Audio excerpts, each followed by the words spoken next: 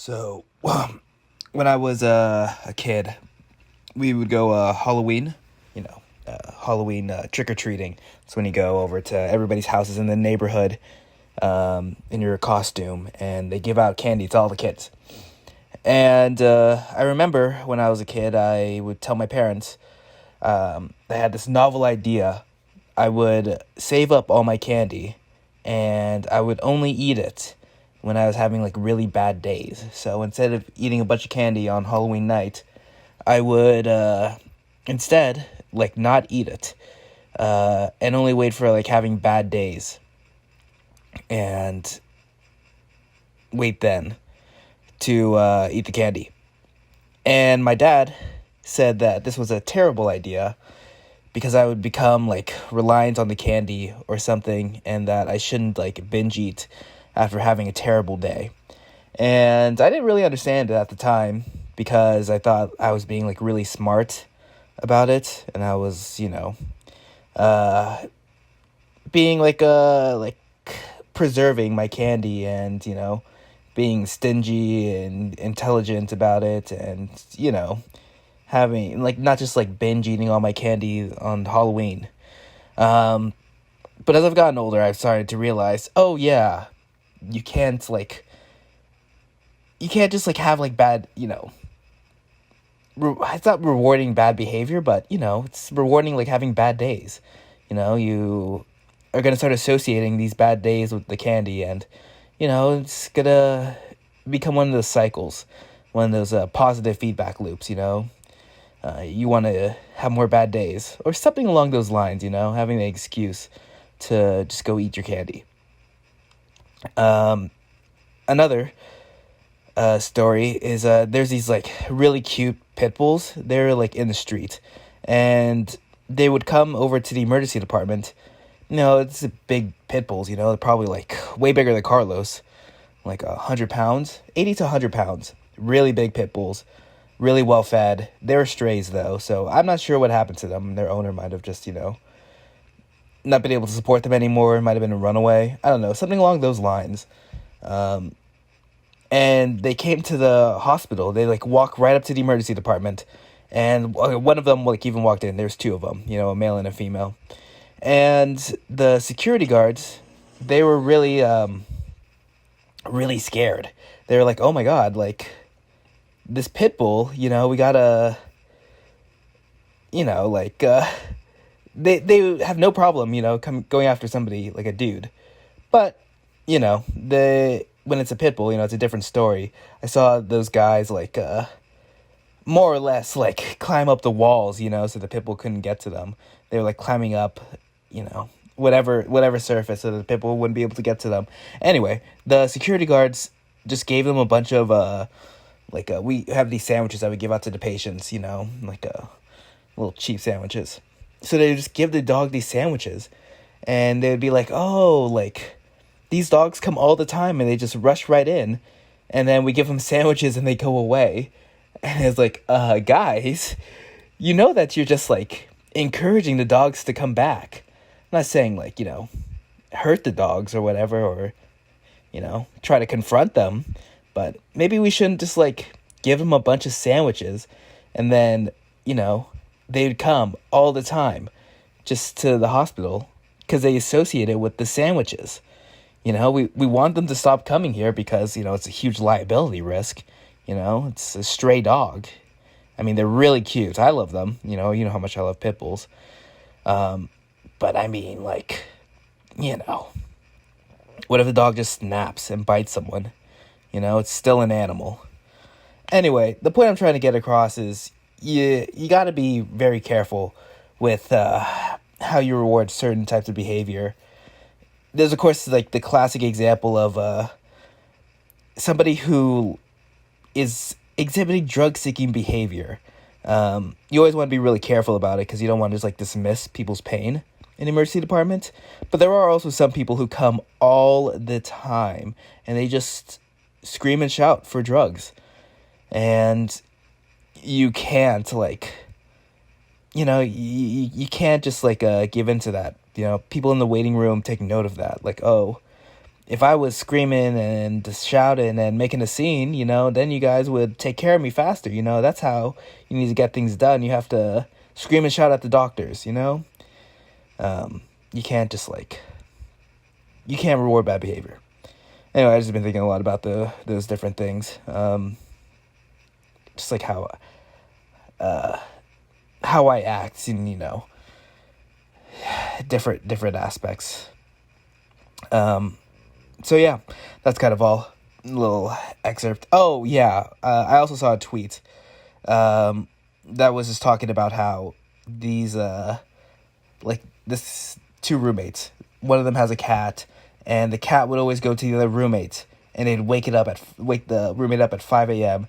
And then the roommates, in order to calm down the cat, would give the cat a bunch of treats. Just this cat keeps on waking me up at 5 a.m. and the only thing that calms him down is if I just give him some treats and he'll leave me alone. And then the next day he wakes me up at 5 a.m. and then I give him a bunch of treats so he can leave me alone. It's uh-oh, Anyway, I do understand my father a lot more, saying oh, you definitely shouldn't give yourself candy at the end of a bad day. It's really bad. Also, I definitely have I don't know if I have a bad relationship with caffeine, but I do drink it all the time. And there are studies that show that it becomes in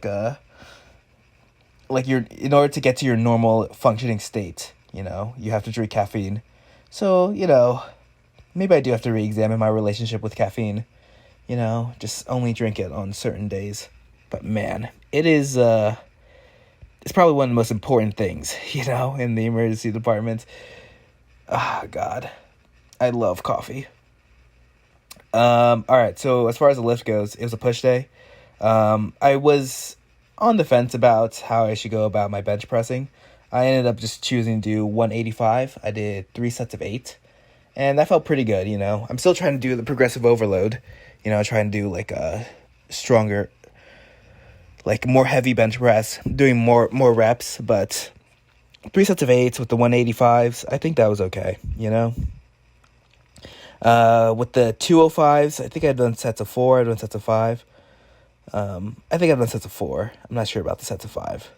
But yeah, 8 sets, with the 185s, that's pretty good. I actually only did 7 on the last set. And then I also wanted to do a lot more controlled motion on my accessory work. So these dumbbell side raises, they were pretty, I was trying to go as slow as possible. So I only had 10 pound weights, and then I basically tried to go not as slow as possible, but I tried to go very slow, trying to go around 5 to 8 seconds, around that range, trying to hold it more so at the 90-degree angle than, anything more. And I felt like I hit it a lot more. You'll see in the next exercise I do with the tricep, that was probably the one that probably was the most important. I do these skull crushes with the dumbbells, and that was amazing. By far the most effective use of slow reps. I was trying to go very slow, and I really feel it. I had a really nice tricep pump at the end, and I didn't fail. No, I failed. I got to rep number 15 on the third set, and that was it. I was like, oh fuck, I gotta go fast. I can't do any more slow reps. So I guess that kind of counts as failure, but I'm trying to get out of the whole ego mindset, especially for the lateral raises. I'm not caring so much about having really bad form and just doing a lot of weight. I think it's a lot more important. Slow it down, not ego lifts. I'm not really doing this. I'm not doing anyone any favors. I'm not doing myself any favors by having really fast reps and just being like, oh, I can side lateral raise 25 pounds. If you can't side lateral raise 20 pounds, you're not a man. I was only doing, 10 pounds. And 12 reps, 3 sets, that was plenty. I was still able to get like a really good burn. I'm not sure how close to failure I was, but I was trying to get close.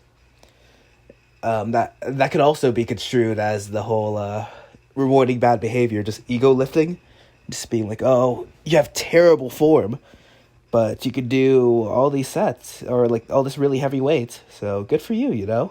I mean, you're gonna hurt yourself, but good for you. I'm trying to get myself out of that ego mindset, even though I am like going for numbers. It's not the most important thing, but with numbers come results. You know that you're getting stronger because the numbers are going up. So in some ways it is about the number, but there's also like powerlifting. There's like some really funny like legal powerlifting. Like the bench press, I saw one, and they're like not bench pressing it, like they're not moving the bar a whole lot, but they're bench pressing a lot, and it counts as a legal lift. Anyway, that's kind of all. Really, it's trying to focus on having good form and not caring so much about the number. It's just a tool. And if I'm doing like a bunch of high rep work, it should a lot more focus should be on the technique, being able to do a lot of sets with a decent technique. Perhaps even good technique. Could be preferable. But that's kind of all. I actually got a little bit more weight, so I think tomorrow I'm gonna officially do my own deadlift maxing.